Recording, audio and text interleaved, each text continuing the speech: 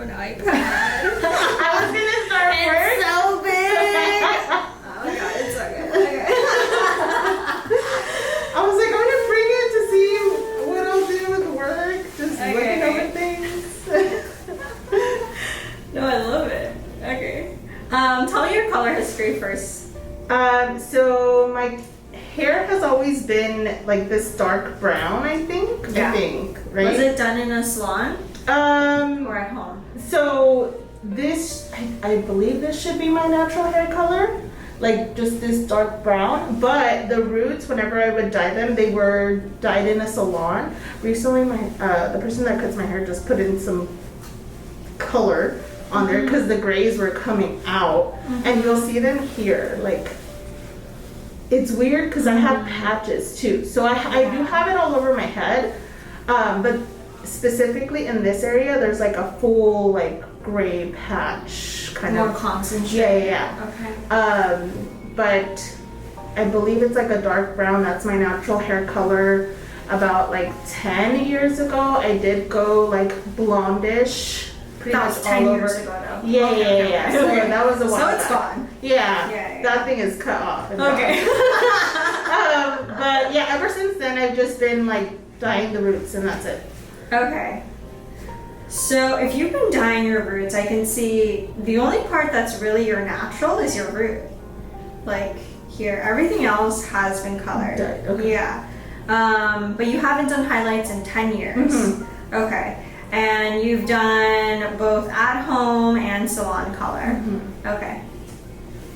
So because you've done at home color, I don't think your hair will get as ashy as those photos. It'll probably take a couple sessions if possible. The good thing is though that your hair feels like it's in good shape, like it feels soft and healthy. So I will definitely try my best to get you as light as possible, but I never want to promise, especially because you have that history of doing at home color.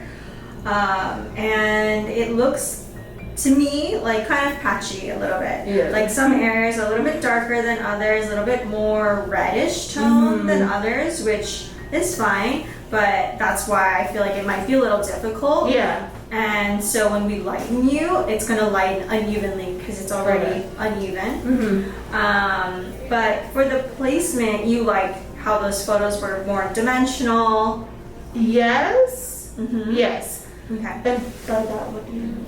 By dimensional, I mean, like, go ahead and pull it up so I can just point them out with the photo. So by dimensional, I mean, you like the dark depth in between the highlights. Yes. Okay. Yes. And then do you like the ends a little bit lighter in the front there? Yes. Okay, and it gets like dark to light. Okay.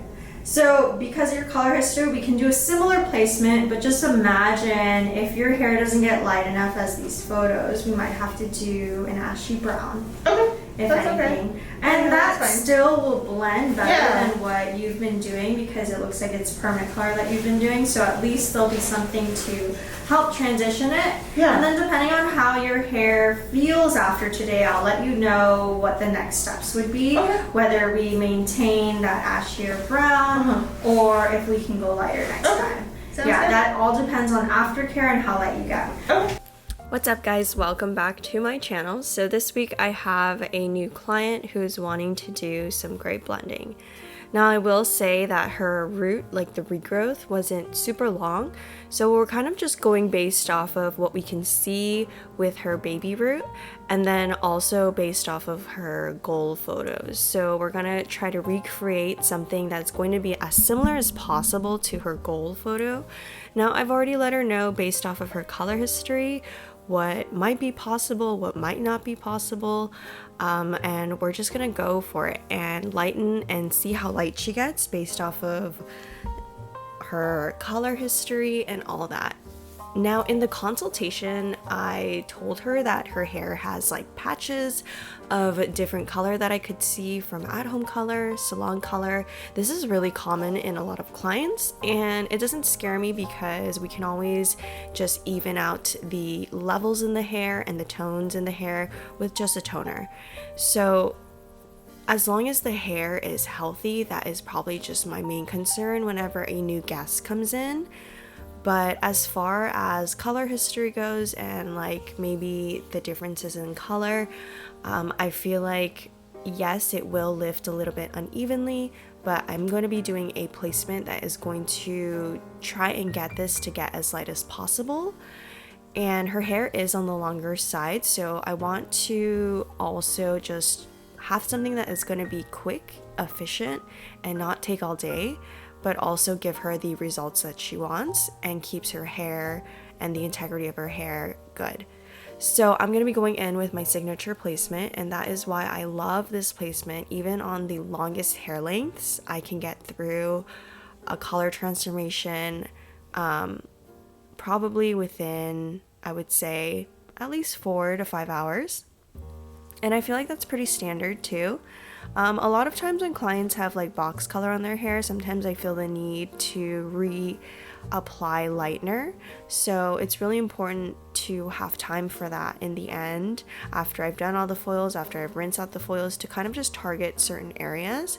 So that's why it's also really important for me to have a foil placement that I love and know and can fall back on, and it's just really easy to get through it quickly, so that I can also spend a lot of more time into perfecting the color once I see what's going on. Because the only way I'm going to see what's going on is once I put the lightener on, because we all know that bleach does not lie.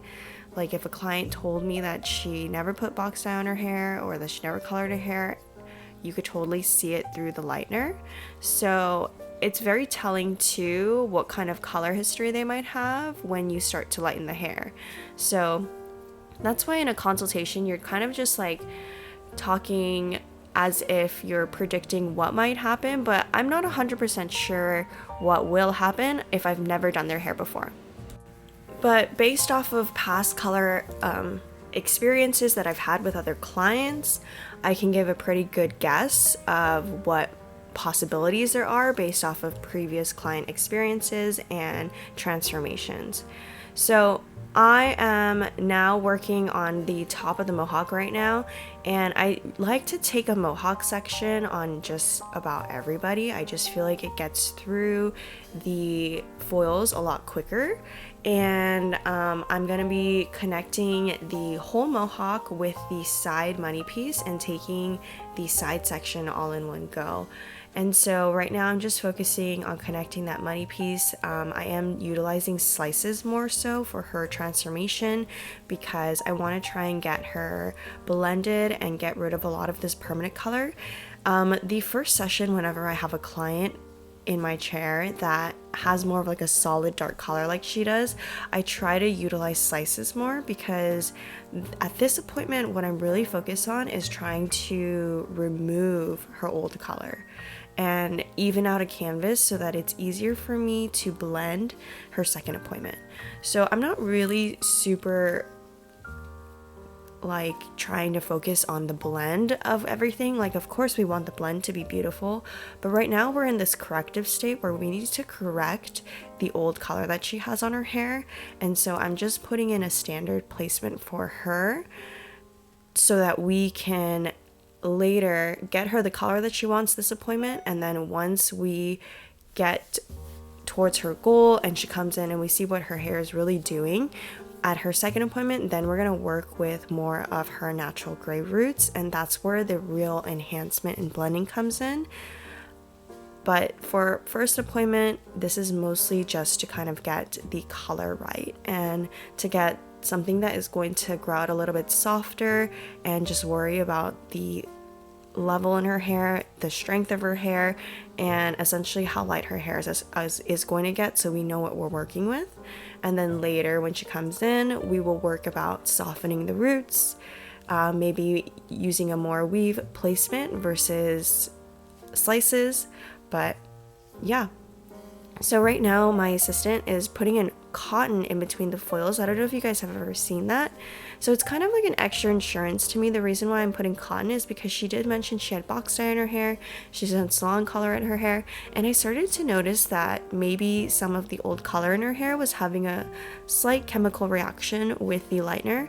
Now when I say slight chemical reaction, it sounds really scary like that, but really it just means that the lightener consistency that's in the foil is not what it normally looks like and can start to maybe puff up or leak out a little bit. So I'm just taking extra precaution because I started to see that the consistency of the lightener in the foil was starting to change, and this is just to prevent the foils from slipping, creating any bleed marks or anything like that. And then of course I'm adding some tip outs to kind of brighten the blend of the ends there.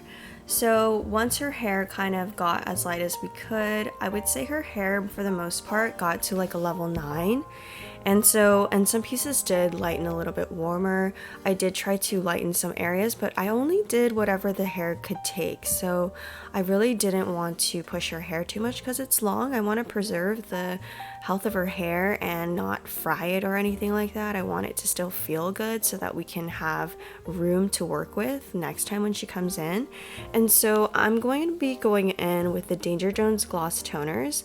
Now this formula is probably my go-to if a client has hair that lifted really unevenly like this one. It's not super uneven, but like I would say anywhere from like a level 8 to a level 10 difference. I would say 2 levels is kind of a lot to work with when you're trying to even out a canvas, especially when you're working with gray tones. And my go-to for this is for the root shade, I did 5-1 and 6-01. This is equal parts. And then for the lighter shade, I did 601 with 912.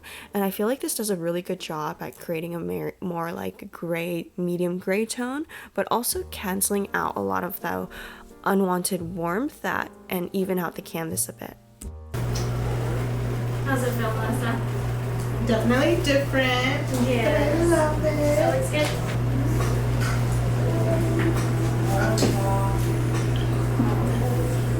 So different. I know. We love it though. So good. I love the ashy. Yeah. Yes. Alrighty guys, so here is the finished look. We absolutely loved it, and I would say that this grew out really pretty. She did come to me a few months later, and we let her roots pretty much grow out about like 2 months from this appointment, and I could see a bit more of her natural regrowth, so we could see where her gray pattern was, and we just like worked with her gray pattern and just blended everything. And then after that I felt like she could just grow this color out for as long as possible, so we'll see how long she waits before she comes back in for her next. But anyways, that's it for this week's episode, guys. Thank you guys so much for watching and tuning in, and as always, I will talk to you guys next week.